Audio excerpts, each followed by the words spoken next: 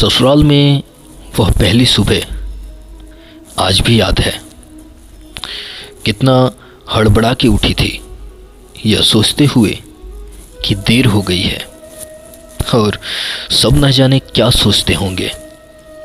एक रात ही तो नए घर में काटी है और इतना बदलाव, जैसे आकाश में उड़ती चिड़िया को किसी ने सोने के मोतियों का लालच देकर पिंजरे में बंद कर दिया हो। शुरू के कुछ दिन तो यूं ही गुजर गए। हम घूमने बाहर चले गए। जब वापस आए तो सासू माँ की आंखों में खुशी तो थी, लेकिन बस अपने बेटे के लिए ही दिखी मुझे। सोचा शायद नया नया रिश्ता है, एक दूसरे को समझने में देर तो लगेगी ही, लेकिन समय ने जल्द ही एहसास करा दिया कि मैं यहाँ बहू हूँ। जैसे चाहूँ वैसे नहीं रह सकती। कुछ कायदा मर्यादा है जिनका पालन मुझे करना होगा। धीरे धीरे बात करना, धीरे से हंसना, सबके खाने के बाद खाना खाना, ये सब आदतें जैसे अपने आप ही आ गई थी मुझ में। घर में माँ से कभी कभी बात होती थी।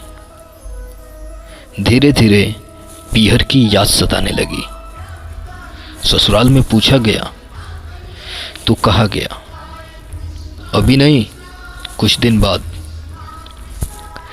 जिस पति ने कुछ दिन पहले ही मेरे माता पिता से ये कहा था कि पास ही तो है, कभी भी आ जाएंगे, उनके भी सुर बदले हुए थे। अब धीरे धीरे समझ आ रहा था, शादी कोई खेल नहीं है। इसमें सिर्फ घर नहीं बदलता, बल्कि आपका पूरा जीवन ही बदल जाता है। आप कभी भी उठ के अपने पीहर नहीं जा सकते।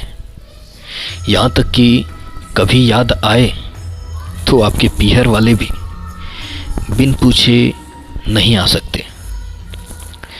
पीहर का वो अल्हड़पन, वो बेबाक हंसना, वो जूठे मुंह रसोई में कुछ भी खा लेना, जब मन चाहे तब उठना, सोना, नहाना, सब बस अब यादें ही रह जाती हैं। अब मुझे समझ आने लगा था कि क्यों विदाई के समय सब मुझे गले लगाकर रो रहे थे। असल में मुझसे दूर होने का एहसास तो उन्हें हो ही रहा था, लेकिन एक और बात थी जो अंदर ही अंदर परेशान कर रही थी कि जिस सच से उन्होंने मुझे इतने साल दूर रखा, अब वो मेरे सामने आ ही जाएगा। पापा का ये झूठ कि मैं उनकी बेटी नहीं बेटा हूँ, अब और दिन छुप नहीं पाएगा। उनकी सबसे बड़ी चिंता ये थी, अब उनका ये बेटा जिसे कभी बेटी होने का एहसास ही नहीं कराया था, जीवन के इतने बड़े सच को कैसे स्वीकार करेगा।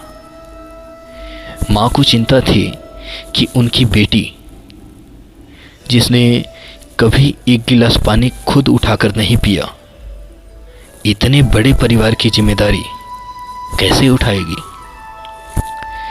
सब इस विदाई और मेरे पराये होने का मर्म जानते थे, सिवाय मेरे।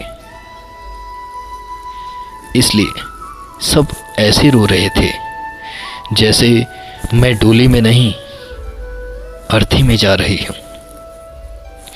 आज मुझे समझ आ गया कि उनका रोना गलत नहीं था। हमारे समाज का ये नियम ही है, एक बार बेटी डोली में विदा हुई तो फिर वो बस मेहमान ही रह जाती है। फिर कोई चाहे कितना भी कहे कि ये घर आज भी उसका है, सच तो ये है कि अब वो घर जिसे वह मायका समझती है, अब वह सिर्फ वहाँ की मेहमान ही रह जाती है। हजारों समस्याओं और परेशानी आने पर भी उसी को हल करना है, हंसते हुए, गम छुपाते हुए। क्या यह तपस्या से कम नहीं है? अनजान जगह को सुधार कर अच्छा बनाने का काम करना इतना आसान है क्या?